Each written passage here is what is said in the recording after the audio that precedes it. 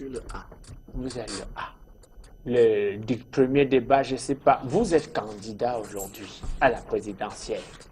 Déjà, pourquoi? Pourquoi est-ce que je suis candidat? Parce qu'il y a les élections, d'abord. Ensuite, parce que je sens une appellation spirituelle et du devoir en tant que citoyen. Amen.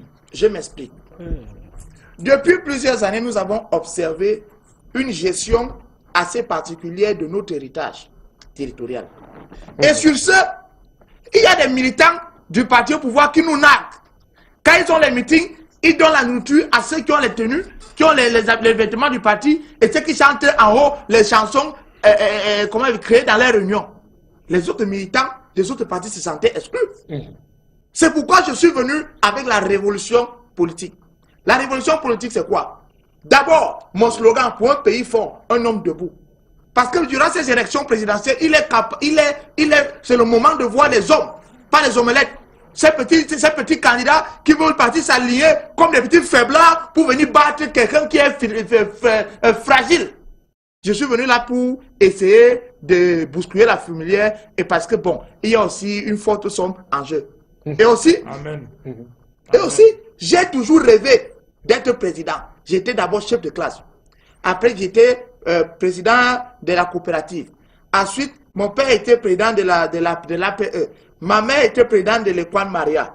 Moi-même, j'ai toujours été président même du 2-0. Et aujourd'hui, il est temps pour conclure mon CV de devenir président de la République. Entre guillemets, chef d'État. Et je ne sais pas pourquoi, depuis, il est là, il ne veut pas aussi laisser que nous aussi, on vient le faire, mais on voit comment les chevaux sont en train de courir, comment les benziquiniers qui sont bien habillés là font, et comment aussi nous aussi on va faire, les gens s'arrêtent. Pourquoi nous aussi on n'a pas droit à ça? Pourquoi nous on n'a pas droit à prendre les avions et mettre les gens en rang devant nous et saluer? Pourquoi nous on n'a pas droit? Pourquoi on n'a pas le droit d'avoir nos photos dans les boutiques? Pourquoi nous on n'a pas droit à cela? Pourquoi on n'a pas le droit d'aller dans les... Pourquoi nos enfants ne peuvent pas aussi aller fréquenter dans les écoles sérieuses? Pourquoi pas nous? Pourquoi toujours lui? On en a marre! J'en ai marre! Et il est temps de dire, oh, il faut se faire de force! Ça va! Laisse-moi, tu m'assois là-bas! Je veux que tu m'assois, tu veux quoi? C'est bon! Tous les autres, c'est toi! Quitte! Je veux que tu m'assois! C'est bon! C'est bon! J'en ai marre! D'accord, on a compris. Excusez-moi, chers électeurs, de me mettre à nu devant vous. Bon, voici tout. Voilà. Bon, Alors, voici tout. Monsieur le chef de l'État, est-ce que vous allez accepter que l'on vous parle comme ça? Vous savez, je suis un père de famille. Ce genre d'attitude, je le classe dans le registre des consommateurs et des clients des stupéfiants. Nous savons donc que notre pays est menacé par ces attaques du nord à l'est, au nord-ouest et au sud-ouest à cause de la liberté et de circulation des stupéfiants.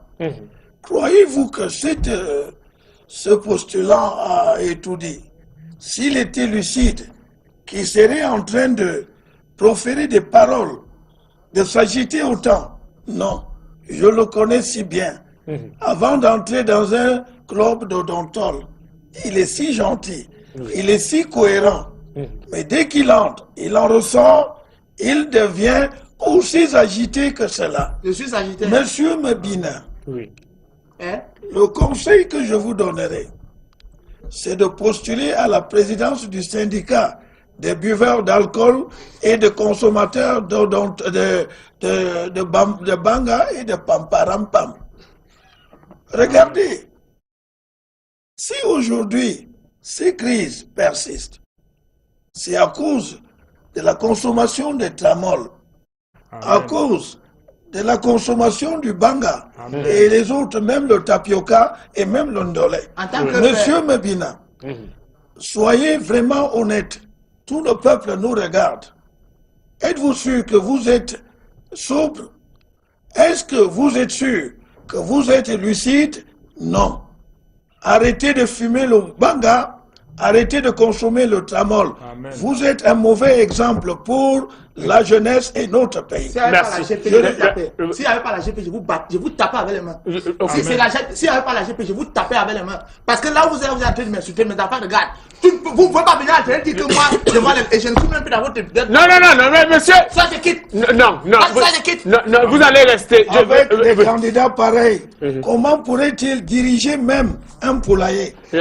Non, on va se respecter, nous sommes des hommes Regardez le politiques. chapeau. Oui, Qu'il enlève son chapeau. oui. C'est les militants de Bob Marley. Regardez sa barbe. Et un président qui vient en culotte avec les débardeurs, qui a une odeur C'est un président d'alcool. proche du peuple. Il n'est pas plus du peuple, il est même un ennemi du peuple. D'accord. J'y Développez. verrai personnellement.